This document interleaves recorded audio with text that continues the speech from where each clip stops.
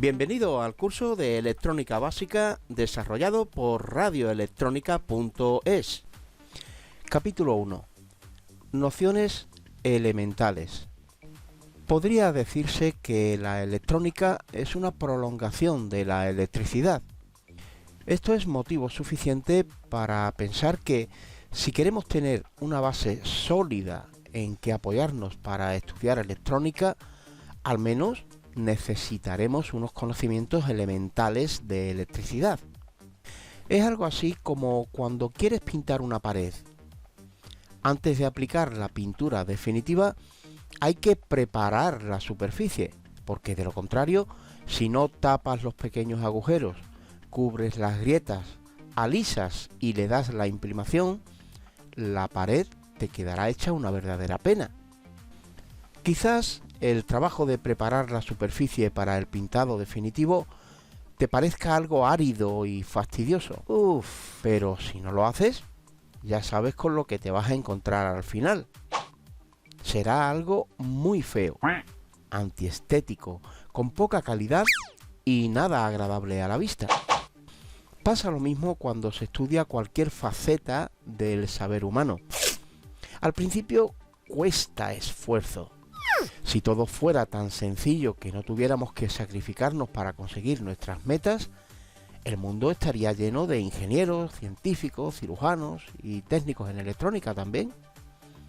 Por lo tanto, no pienses que te voy a regalar nada. Serás tú mismo el que lo tendrás que ganar mediante tu propio esfuerzo. No obstante, intentaré hacer el comienzo lo más ameno posible. Vamos allá.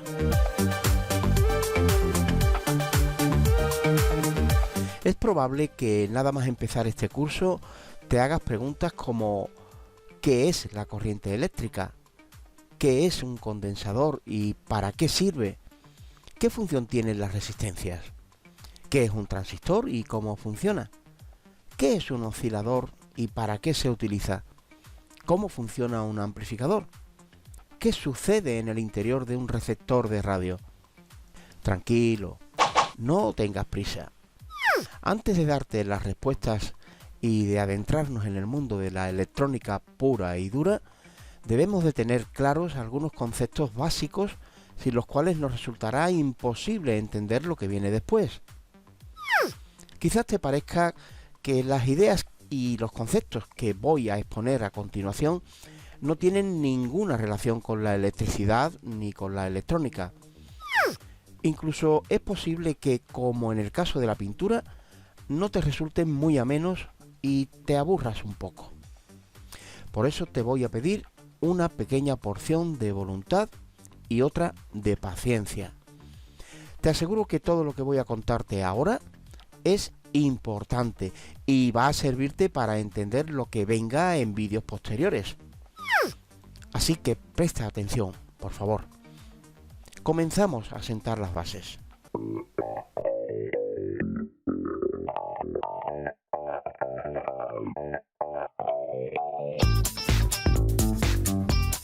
A continuación voy a explicarte algunos conceptos interesantes para poder entender el fenómeno de la electricidad y los efectos que ésta es capaz de producir.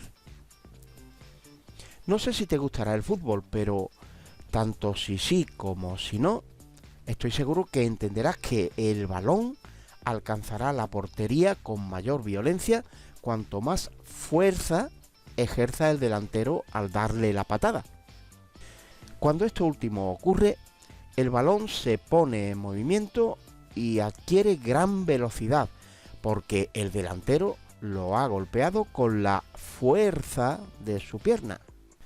Cuando el balón llega a la portería, si el portero ha estado atento, tiene la posibilidad de evitar el gol.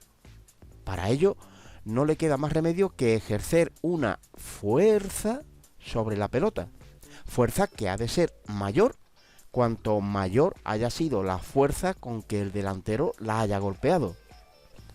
Como resultado de la fuerza ejercida por el portero, el balón puede desviarse de su trayectoria o incluso pararse en seco. Con esta idea en mente, ya podemos emitir una definición simple para el primer concepto que vamos a tratar, la fuerza. ¿Qué entendemos por esta expresión? ¿Qué idea tenemos de lo que es la fuerza? Conceptualmente hablando, una fuerza es la causa capaz de producir, modificar o detener un movimiento.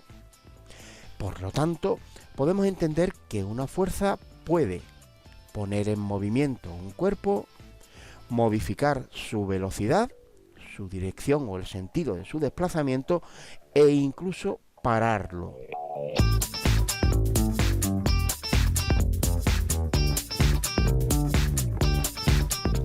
Otro ejemplo de fuerza es la que ejerce la Tierra en todos los cuerpos que hay sobre ella.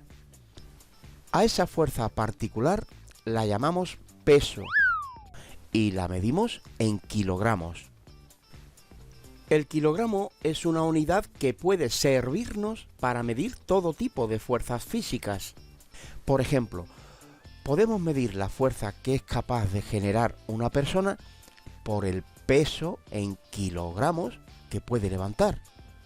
Alguien que practique la halterofilia será capaz de separar del suelo pesos muy elevados, de 200 kilogramos o incluso más. Sin embargo, a mí personalmente ya me cuesta bastante levantar un peso de 30 kilos. No es que no pueda levantarlos, pero la verdad, me cuesta. Si además ese peso tengo que trasladarlo a 2 kilómetros de distancia sin ayuda de nada ni de nadie, o sea, sin utilizar el coche ni una simple carretilla, entonces me asusta el trabajo que tendré que realizar. Hombre, si me dices que los 30 kilos los quite del salón de casa y los ponga en la cocina, no voy a ponerte pegas. Pero trasladarlos sin ningún tipo de ayuda a 2 kilómetros, eso es demasiado trabajo para mí. Observa que estoy relacionando el concepto de trabajo con la fuerza y con la distancia. Efectivamente, piensa que el trabajo será tanto mayor cuanto mayor sea la fuerza que tengamos que generar para levantar el peso y cuanto mayor sea la distancia que tengamos que recorrer con él encima. Con lo dicho hasta el momento, ya podemos escribir la fórmula que nos dará la cantidad de trabajo que tendremos que realizar para trasladar un objeto. Fíjate en la imagen. Trabajo es igual a fuerza por distancia. La unidad usada en el sistema técnico para expresar la cantidad de trabajo realizado es el kilográmetro. Vaya palabreja, ¿no? Kilográmetro. Igual no lo habías oído nunca, pero te puedo asegurar que existe.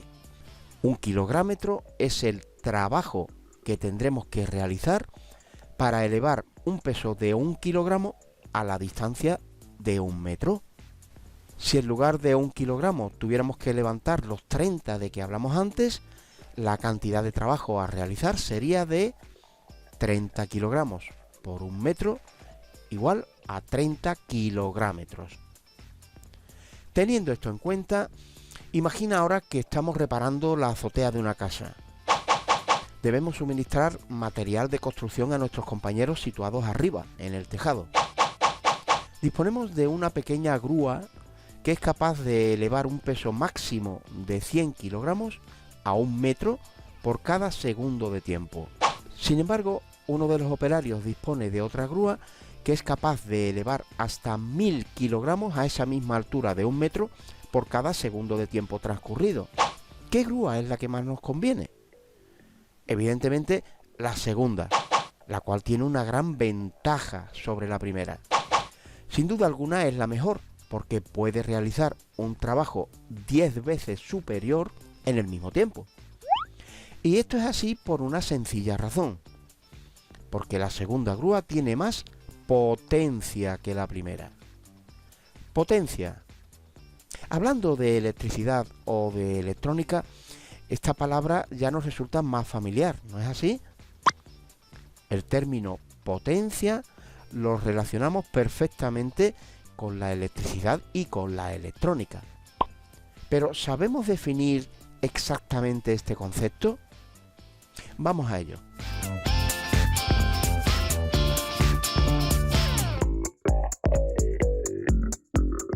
Potencia es la cantidad de trabajo realizado en la unidad de tiempo. Te lo digo de otra manera porque creo que no me has entendido. Potencia es la velocidad con que se ejecuta un trabajo. ¿A que ahora lo has entendido mejor? Observa cómo en este caso, además de la fuerza y la distancia que definen el trabajo, ha aparecido un nuevo factor, el tiempo.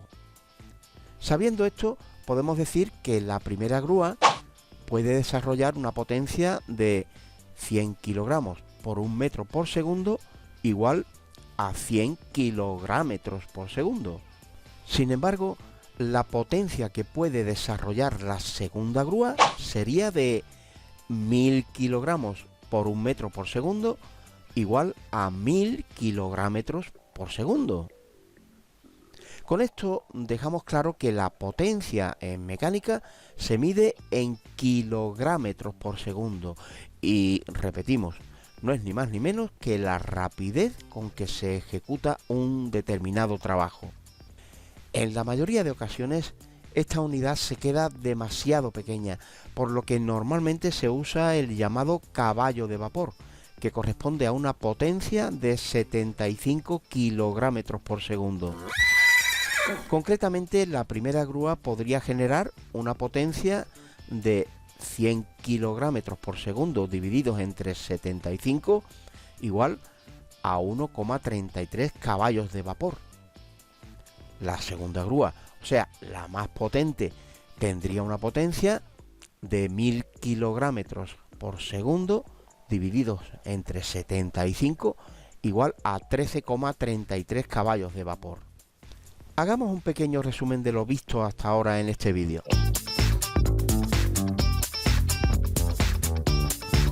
Para que un cuerpo se ponga en movimiento, podamos modificar su trayectoria o incluso pararlo, se requiere la aplicación de una fuerza.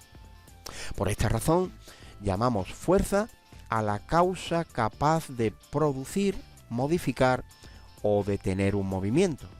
La Tierra atrae a los cuerpos materiales mediante una fuerza a la que llamamos peso.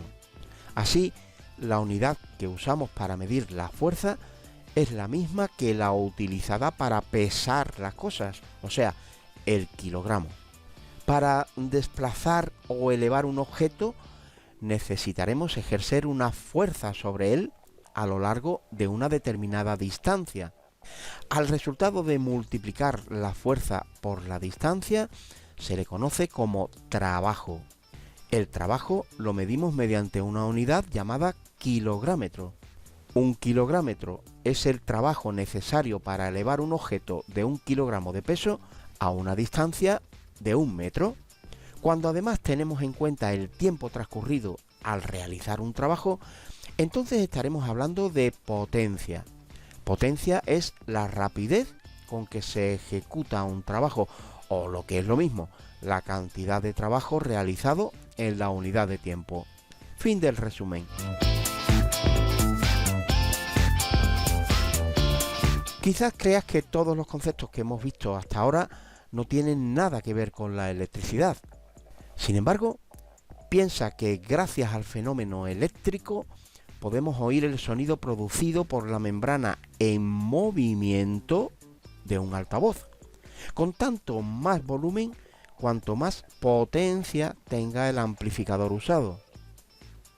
O podemos desplazarnos a cientos de kilómetros gracias al movimiento de rotación del motor eléctrico de nuestro vehículo, con tanta más velocidad cuanto más potencia tenga el mencionado motor. O secarnos el pelo con un chorro de aire caliente impulsado por un motor y calentado por una resistencia, con un caudal tanto mayor cuanto más potente sea el mencionado motor. En los próximos capítulos de este curso veremos cómo en el interior de los materiales conductores de la electricidad se ejercen fuerzas de atracción y repulsión dentro de su estructura molecular, que provocan el movimiento de determinadas partículas. Sí, todo lo estudiado hasta ahora tiene que ver con la electricidad y también con la electrónica. La electricidad, o como también se le llama la energía eléctrica, puede ejecutar trabajos para nosotros. Con esta última expresión, estamos admitiendo que la electricidad es una forma de energía. Además de la energía eléctrica, también hemos oído hablar de la energía atómica, la energía mecánica, la energía solar, etc. Sabemos que existen muchos tipos, pero ¿qué entendemos cuando hablamos de energía? ¿Qué es la energía? ¿Cómo la definirías tú? Una posible forma de hacerlo sería así. La energía es la capacidad de la materia para realizar un trabajo. Observa que, aunque a todas las formas anteriores las llamamos energía, todas son diferentes entre sí, en cuanto son generadas de una manera distinta. Sin embargo, todas tienen en común la capacidad de realizar un trabajo. Por ejemplo, subimos a un edificio de cierta altura cargados con una piedra. Tenemos la idea de soltarla desde arriba y que en su caída hunda un clavo, ponga en marcha un dispositivo o rompa el cristal del coche aparcado debajo que pertenece a nuestro vecino antipático. Esta piedra tiene la capacidad de realizar un trabajo, por lo tanto podemos decir que contiene cierta cantidad de energía. Vamos con otro ejemplo. Cuando un embalse suelta agua, puede hacer girar la turbina de un alternador. También podemos decir, en este caso, que el agua posee cierta cantidad de energía, ya que también puede realizar un trabajo. Pero fíjate que ni el agua posee energía por el hecho de ser agua, ni la piedra contiene energía por el hecho de ser un duro pedrusco. Observa que en los dos casos citados, la cantidad de energía generada depende del nivel a que se encuentren estos elementos antes de realizar el trabajo. Tanto la piedra como el agua podrán generar más energía y realizar un trabajo tanto mayor cuanto mayor sea la distancia que los separa del punto donde tienen que realizar ese trabajo. Por ejemplo, una piedra situada a una altura de 1 metro generará muy poca energía si la comparamos con otra que arrojemos desde una altura de 30 pisos, la cual tendrá la posibilidad de generar una energía muy superior a la primera. En este último caso, es seguro que el coche de nuestro vecino antipático acabaría destrozado por completo. Podríamos decir que la piedra a esa altura haría un excelente trabajo. Cargarse en un momento el coche de nuestro vecino antipático. ¿Te imaginas? Como vemos, este tipo de energía no depende del tipo de materia que vayamos a usar para generarla, sino de la posición que ocupe dicha materia. Por este motivo se le llama energía potencial. Podemos citar otros tipos de energía. Por ejemplo, si quemamos carbón y hacemos hervir el agua de una caldera, con el vapor que se produce podemos realizar el trabajo de mover una locomotora. Por lo tanto, el carbón contiene cierto tipo de energía que no depende de su posición, como en el caso de la piedra o el agua del embalse, sino de su combustión. En este caso, estamos ante la denominada energía térmica. Esta energía térmica es procesada por el motor de la locomotora. Esto significa que la energía térmica del carbón se transforma en energía mecánica en la locomotora. El tren comienza a moverse y adquiere velocidad. Entonces, la energía mecánica del motor se transforma en energía cinética en el propio tren al haberse puesto en movimiento. Observa cómo en el caso del embalse que suelta agua, la energía potencial de ésta se transforma en energía mecánica al hacer girar la turbina del alternador. A su vez, esta energía mecánica se transforma a la salida del alternador en energía eléctrica. ¿Te das cuenta cómo la energía nunca se pierde? Solo se transforma y además lo hace con mucha facilidad. Eso sí, siempre en los llamados sistemas cerrados o aislados. Esto que acabo de decir es algo muy importante y se le conoce como la ley de conservación de la energía. Esta ley dice lo siguiente: la energía no se crea ni se destruye, solo se transforma.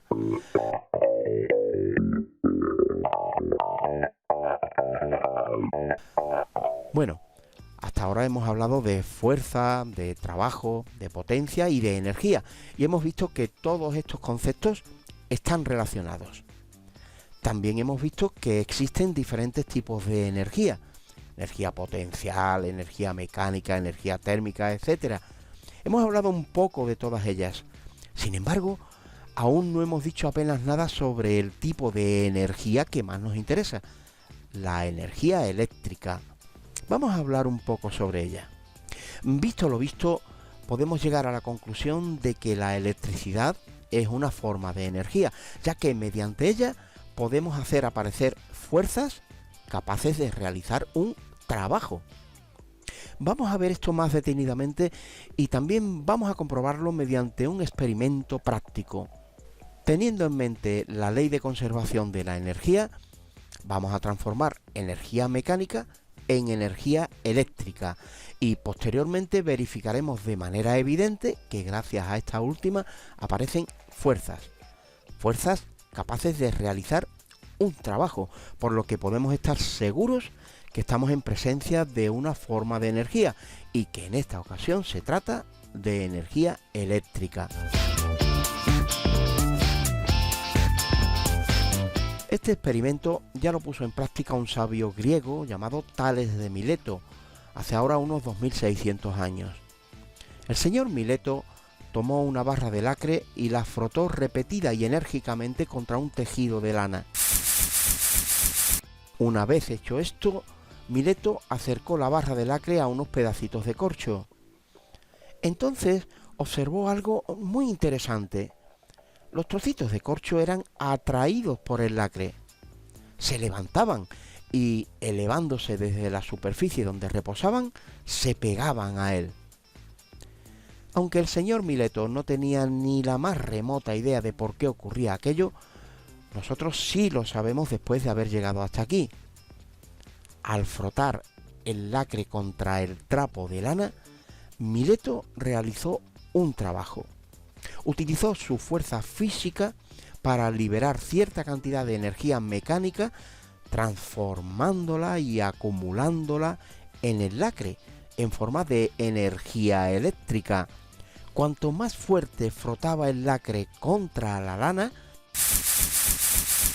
más energía mecánica liberaba y, por lo tanto, más energía eléctrica se acumulaba en el lacre. Al acercar a los trocitos de corcho el lacre cargado de energía eléctrica, esta última se manifestaba atrayéndolos, evidenciando así su capacidad de realizar el trabajo necesario para poner en movimiento los trocitos de corcho, elevándolos hasta la barra de lacre.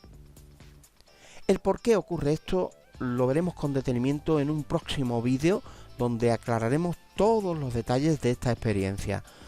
No te preocupes, no tengas prisa. Por ahora, y con respecto a ello, únicamente nos queda comentar algo con lo que nos vamos a encontrar a menudo en la práctica de la electrónica. Posiblemente te preguntes si toda la energía mecánica que el señor Mileto liberó al llevar a cabo este experimento se transformó en energía eléctrica y se acumuló en el lacre. Pues tengo que responderte con un rotundo no. La razón es que al frotar dos cuerpos materiales entre sí, parte de la energía mecánica desarrollada se convierte en calor. Y atención, porque esto nos va a ocurrir siempre que tratemos de transformar energía. Que quede claro, cuando pretendamos transformar energía de un tipo a otro distinto, se trate o no de energía eléctrica, tenemos que tener en cuenta que parte de la energía con la que comencemos el proceso se convertirá en calor. Cuando únicamente las cantidades de energía son muy similares, es cuando la transformación se hace precisamente para producir calor, por ejemplo, en un soldador o en un calentador eléctrico. Bien, hemos llegado al final de este primer capítulo. Como te advertimos al principio, quizás haya podido parecerte un poco fatigoso. Sin embargo, si has llegado hasta aquí y has prestado atención, te aseguro que no te vas a arrepentir porque estarás preparado para continuar. Hasta el siguiente capítulo radioelectrónico.